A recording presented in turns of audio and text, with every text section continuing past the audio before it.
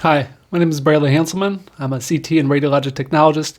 My role is to give you sound information that's both footed in science and logic to give you better outcomes and options for your own healthcare, for your family's healthcare, and actually providing you some clinical examples from my experience that gives a lot of challenges that we're being met with our current model of modern healthcare and what we face as a species together, and perhaps provide some other options that we have not looked onto on a grand scale, that aren't necessarily being used at a scale that could benefit us on a global population scale.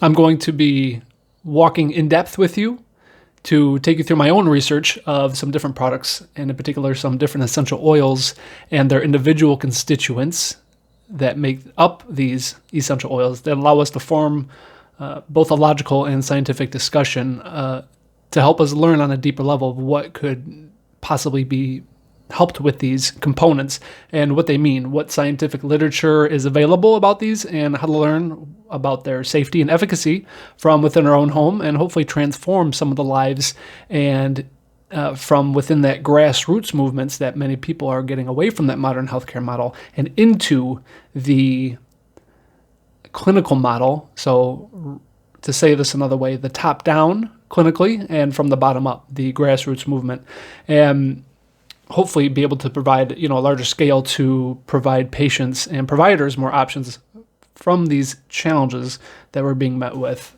on a clinical level.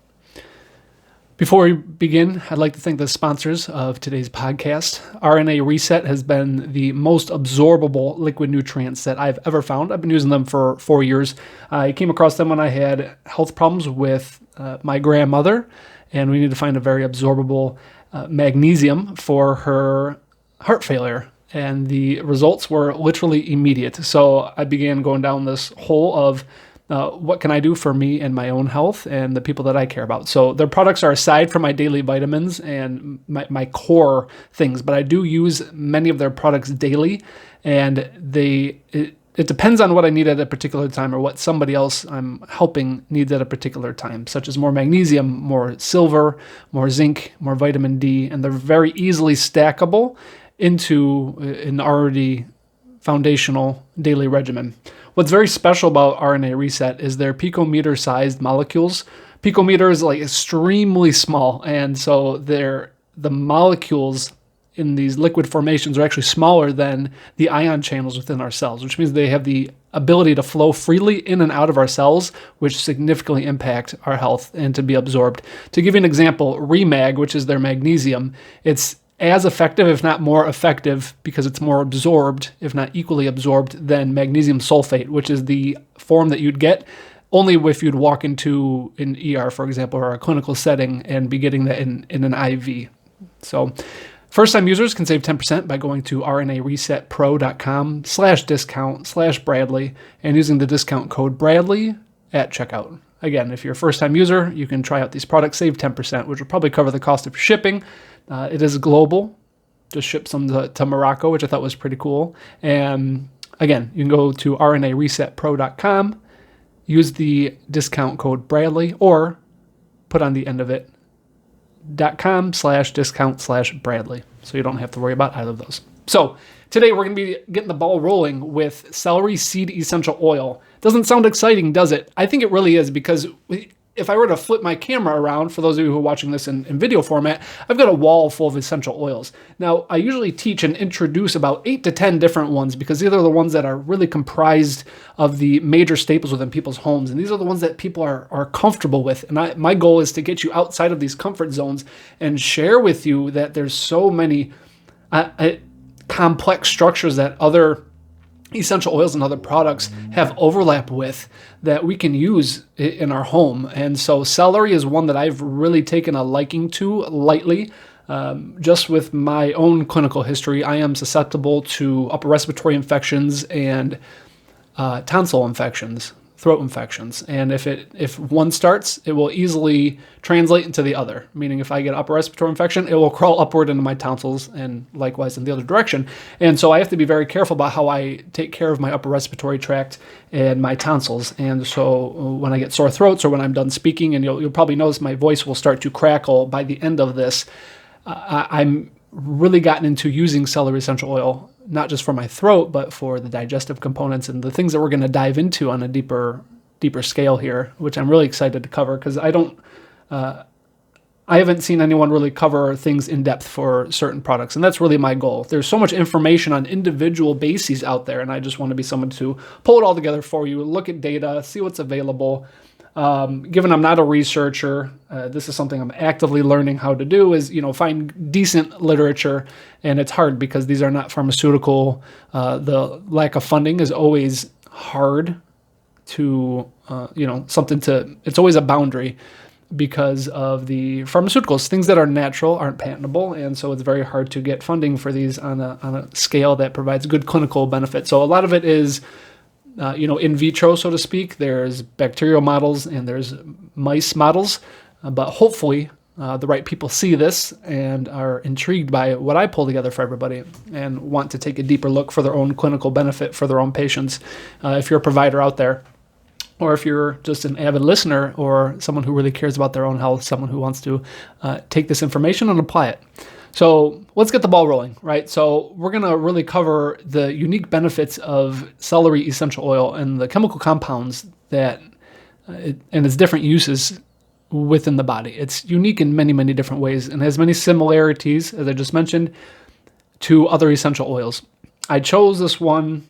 Again, I've been frequenting this very recently, and I've had really good benefits with it. And it's something I've dabbled with in the past. It's something that I'm turning into among many other things. It's hard to keep up a daily regimen when we do so many things. So we wax and wane, but you sort of form a relationship with plant compounds on a subconscious level, and you get to feel. It's a very weird concept to say that you just feel. You get these notions that I need this, or I need to support my body in this way or that way. So it's very interesting to form these relationships with some of these products.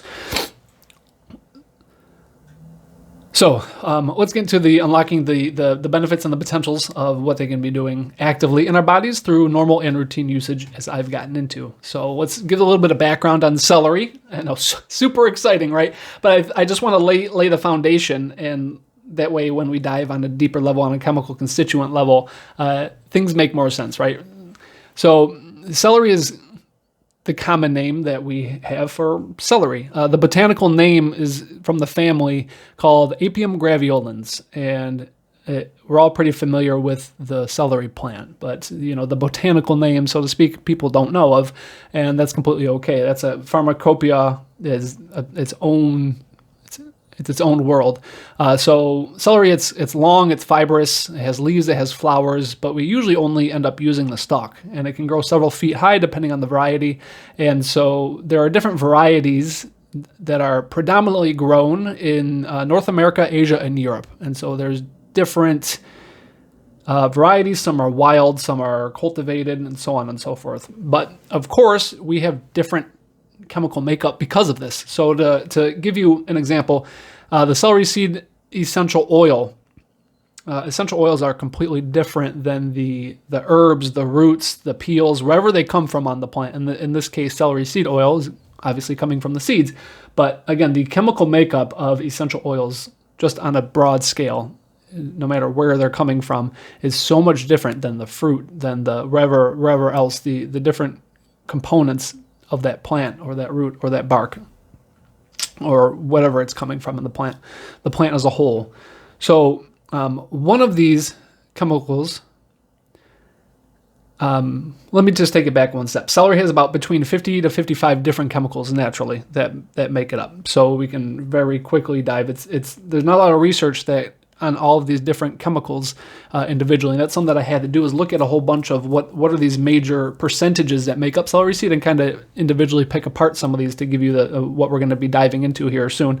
And so the major one is called limonene. Now, many people are starting to get familiar with limonene or D-limonene. There's other isoforms, L-limonene, but we can just consider it for simplicity's sake limonene. And we're going to cover more what limonene does in detail later. But this individual chemical in celery is about 60% of the total volume chemically.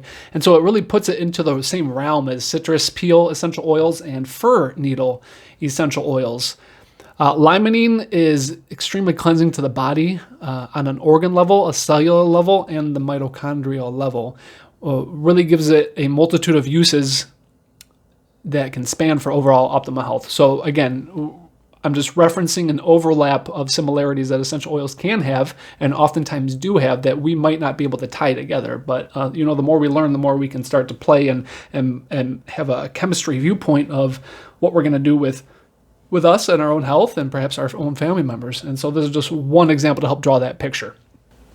The 4 major components in the celery seed essential oil, at least in the one that I use. Again, it depends on the variety, the chemical makeup. There's some that don't even have some of these chemicals, others that have large proportions of other chemicals. So the one that I use and did research on, the major components are limonene. One is called Beta-Selinene. One is called Sedanenolide, and the 4th one, which is a smaller percentage, but there's actually a decent amount of information on it scientifically, is called 3-butylphthalate. So let's take it back and let's go into just the compromisation of essential oils on a chemistry level. And this is just very, very basic because I'm no expert myself. But in any case, we usually have 2 groups. There's perhaps 1 or 2 more, depending on how you're phrasing all of this. But the major components they're broken down into what's called monoterpenes or sesquiterpenes. I know it's a mouthful, and some people, they love the jargon, others love the simplicity. So let's just consider it that they have different chemical structures. Monoterpenes are it's very simple to compare the two. Monoterpenes, they're only made of carbon and hydrogen. Super easy and straightforward. Monoterpenes have a backbone of 10 carbon molecules and 16 hydrogen atoms. Sesquiterpenes are more bulky, and so they're more heavy. So these have, in comparison, 15 instead of 10 carbons and 24 hydrogen atoms instead of 16. So again, we can think of mono as lighter. They're more volatile. Volatile meaning if you were just to open up an essential oil bottle, they're quicker to get into the air and escape and be oxidized and have that aroma scent. So they really tie more into the role of the smell of the plant. Not solely, but more, just because of their light nature. Again, if you're going to put it onto your skin and let it evaporate into the air, then this is what you're typically going to be smelling are many monoterpenes. There are different shapes. There's a straight form, there's a cyclical form, there's a branched form. And these are typically clear colored and not viscous. So it makes sense when you have a lot of monoterpenes in certain essential oils. Think citrus essential oil, think celery essential oil, pepper essential oil. What we're going to do is they're typically clear in color, and they also are very runny. They're not viscous. They come right out of the bottles. So sesquiterpenes, on the other hand, there's more isoprene groups attached. Again, monoterpenes are made up of isoprenes. Isoprenes are not found isolated in nature. So it's just the basic form. So it's basically another way of saying a monoterpene has less isoprene units that comprise it. A sesquiterpene has more. Super easy, right?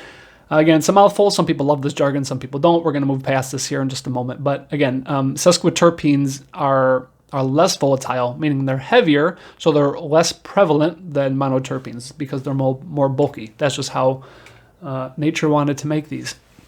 So let's dive into these 4 major components that I wanted to dig and share with you guys, and so you guys can help comprise for your own good how to use celery essential oil on a deeper level for your own healing benefits.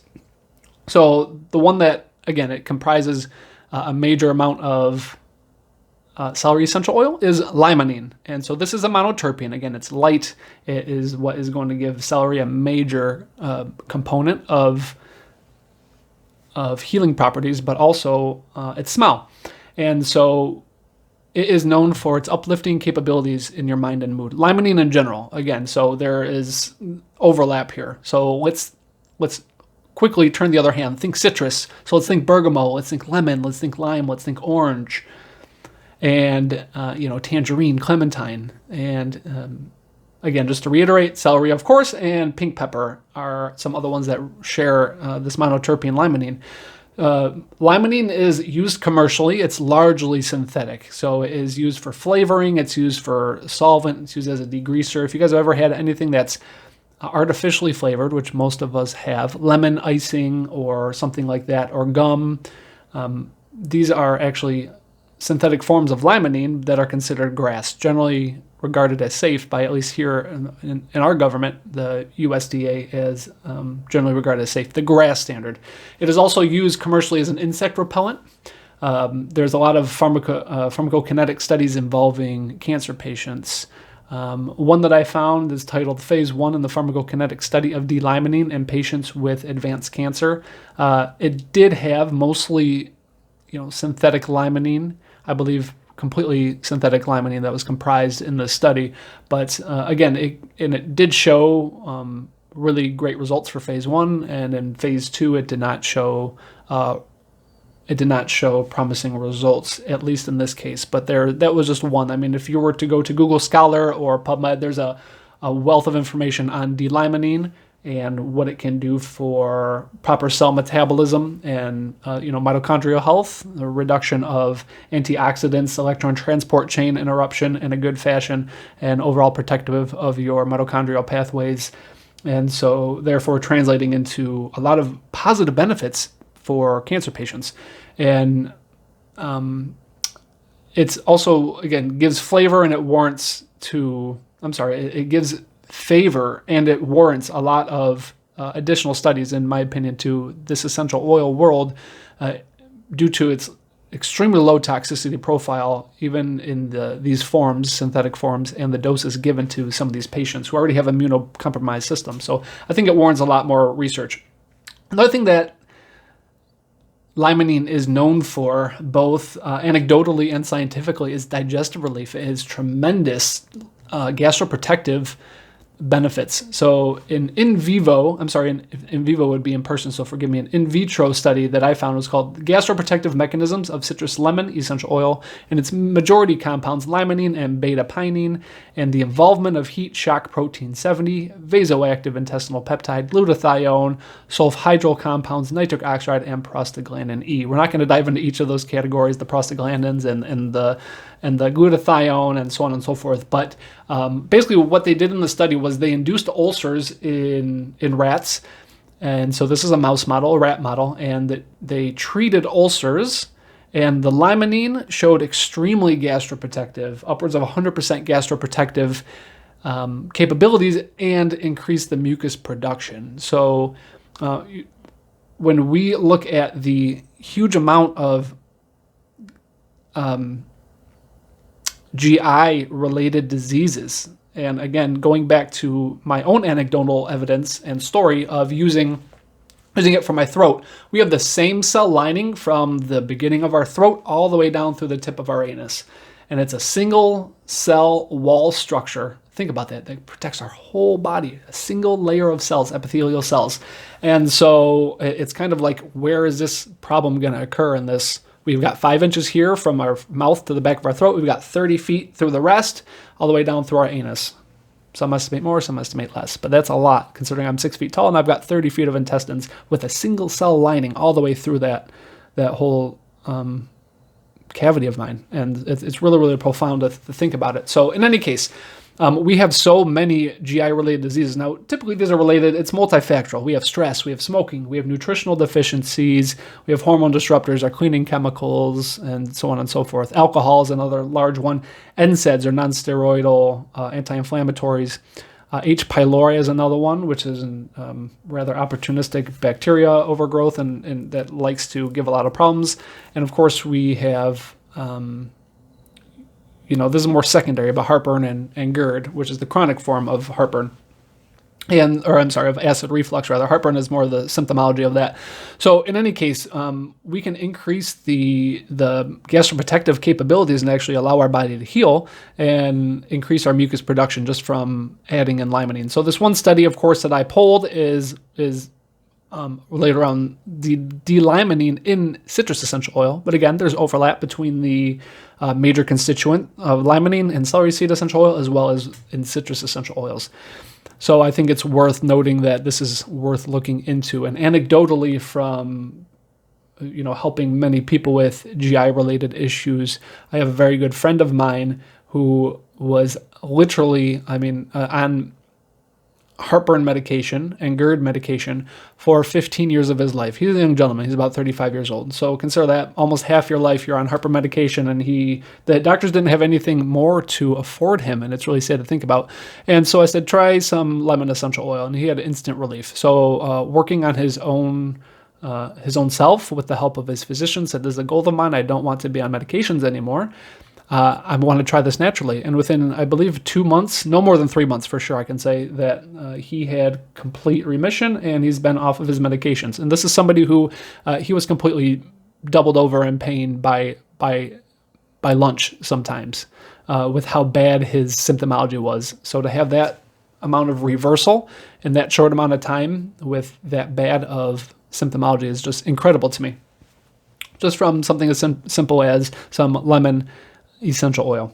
So the major category of celery chemicals is called Alkylphthalides, and there's a study that I found called Optimization of Distillation Conditions for Improved Recovery of Phthalides from Celery, again, Apium graveolens seeds, and these included these other three components that I'm going to talk about. So again, we have separate chemicals. We have limonene, and then we have the alkylphthalides. These are the other three that I mentioned, the Beta-Selinene, and I cannot get these off my tongue sometimes, so forgive me. The 3-butyl phthalate, and then the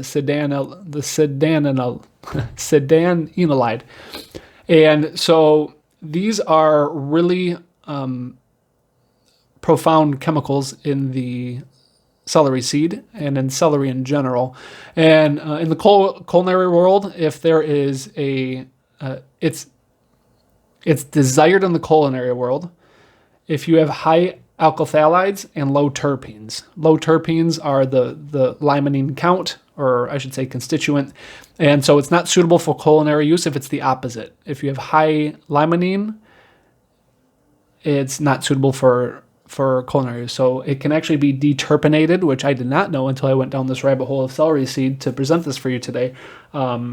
Otherwise, it's just too bitter. The flavor profile is completely ruined. So again, what we can do is use it for other uses, perhaps. So in any case, what I thought that this study was actually really cool. What they looked at was the ability to pre-treat celery seeds, and then versus the chemicals that would be formed in different amounts and volume, and the structure of the seeds and how they would play out and grow from pre-treating it with different chemicals. And I thought it was really interesting. In some instances it worked well, in other instances it did not work well for the overall production of chemicals with these celery seeds. So the three, again, that we're going to break into now that we've looked at this other major category that comprises the other major players for celery seed. So Beta-Selinene, there's really no data that I was able to find on this, but there's some small amounts of chemicals being extracted from other plants for a variation of uses. So there was celery aerial parts, so not the seeds, but the flowering aspects of celery. They were cercericidal, meaning that they were able to kill larvae of certain bugs. And so that's really all that was available for me to find. There might be some other things. I'm open to other people searching for this. But because of the structure, it's a monoterpene. It probably has an anti-inflammatory property. When we, again, put monoterpenes generally as a group, not to over group things and oversimplify things. But monoterpenes generally have anti-inflammatory properties. So it perhaps... Can't say it does, can't say it doesn't, but I'm assuming because celery and other essential oils have such an important role in healing the body, I'm almost going to say it's safe to group these together, but could not be. The other one is Sedanenolide. There's some mild data showing that the group, the alkylphthalides, including this one, and the Beta-Selinene, have a profound number of effects. So... the study that I actually had found is called the optimization. Oh, it's the same one. It's the optimization of the distillation of conditions. And this was actually a really well put together article explaining many different facets of the celery plant and celery seeds. And I thought it was really well put together. And so also in here that they noted that was hard to comprise elsewhere. So they did a really good job of comprising this. And So it showed neuroprotective and cancer preventive properties, just this one chemical. And so it also showed that it's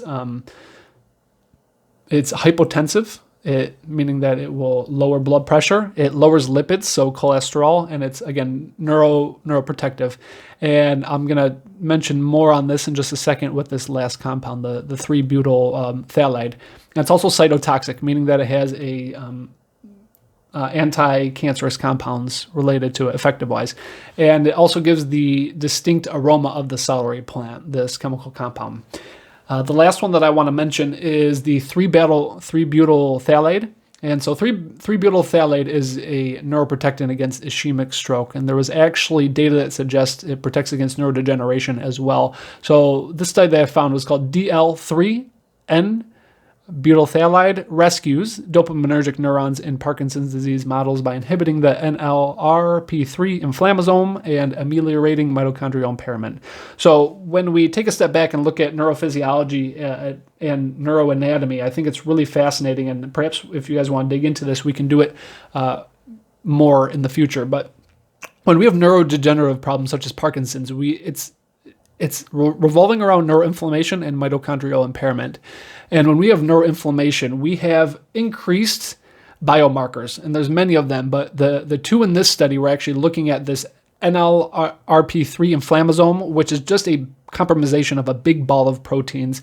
And then there was another one that is alpha-synuclein, and this is just an unfolded protein. And these are linked to Lewy body dementia and Parkinson's disease. And so Parkinson's disease, we know that it usually presents itself as, shaking, the inability to talk later on, and it's just kind of slow, and it usually happens later in life, but we can have some early on examples. The other one is Lewy body. And so Lewy body disease is really sad because there's actually the degradation of dopaminergic neurons, and they actually die off. And it's really just a sad part of disease pathology.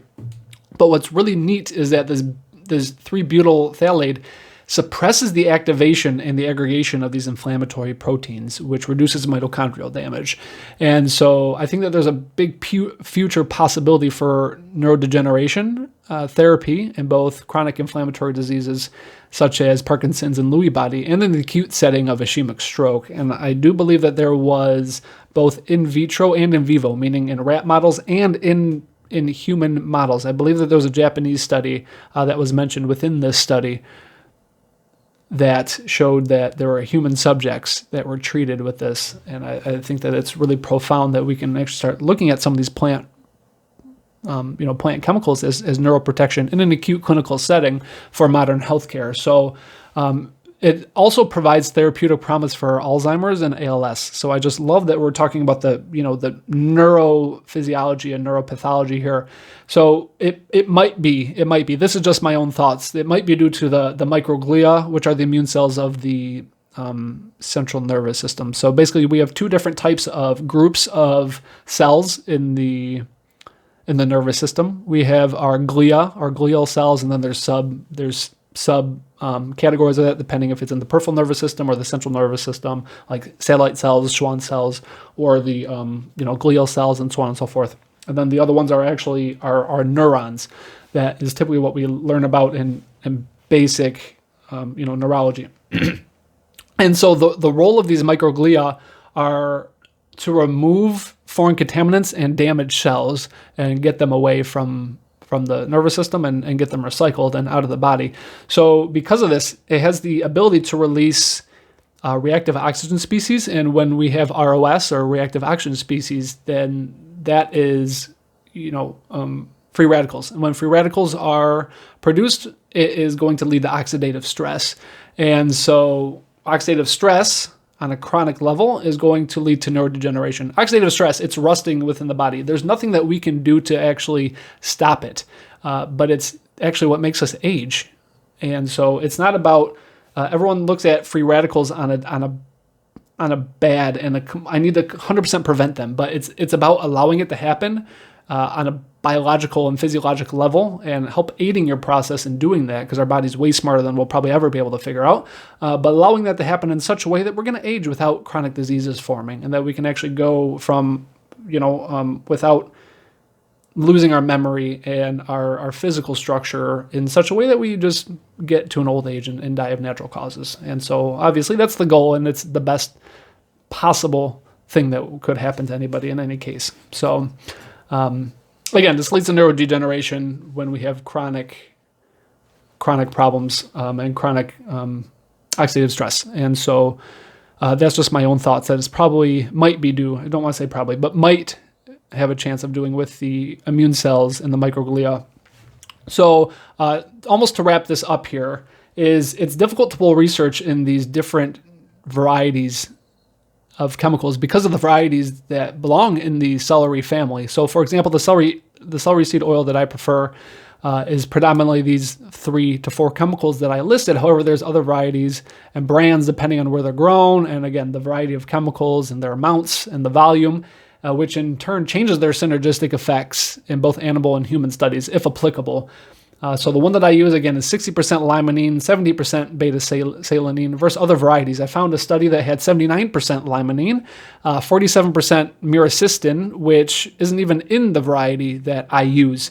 So, this was in the study, again, the insecticidal and repellent activities of essential oils from seed and root of celery against 3 stored product insects. And so, again, I just did some digging on the individual constituents because we can only infer on what these essential oils can do and have the anecdotal use to attach to it. So there's a lot left to discover about these clinically, but of course, it varies by brand, chemicals, the potency of these synergistic capabilities within the human and animal physiological interactions.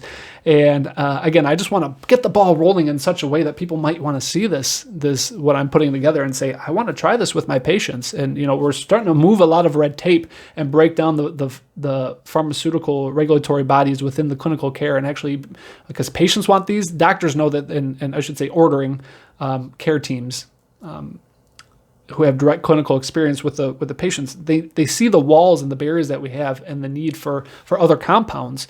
The major health system that I used to work for used to have all over the screensavers that reduce your amount of antibiotic prescriptions, reduce it. But, how can you reduce it when we don't have anything to give, right? If that is your go-to for antimicrobial usages and antibacterial usage, what else do we have to offer? But then people want to laugh when I try to genuinely bring up the possibility of using essential oils as a first line of defense for your patients in your clinical care.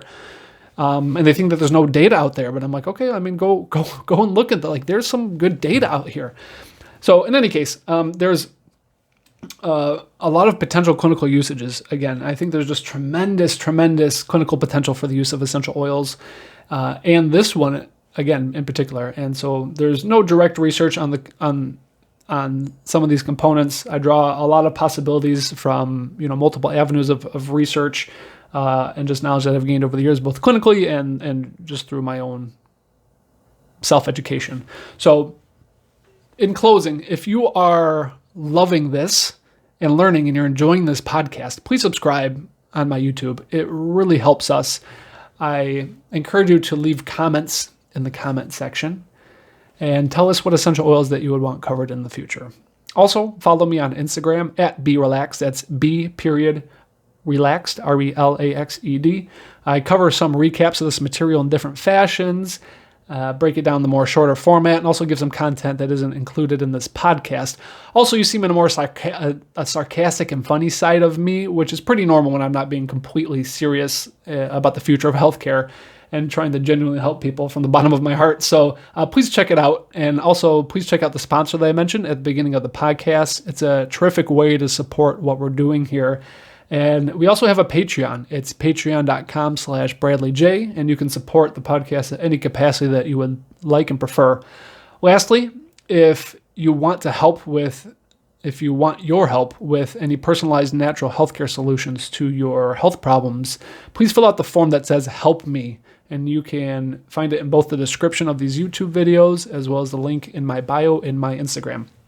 Finally, thank you for your interest in natural health, science, and most importantly, the empowerment that you get from learning about these two worlds of healthcare and how to utilize both sides of them for a better future.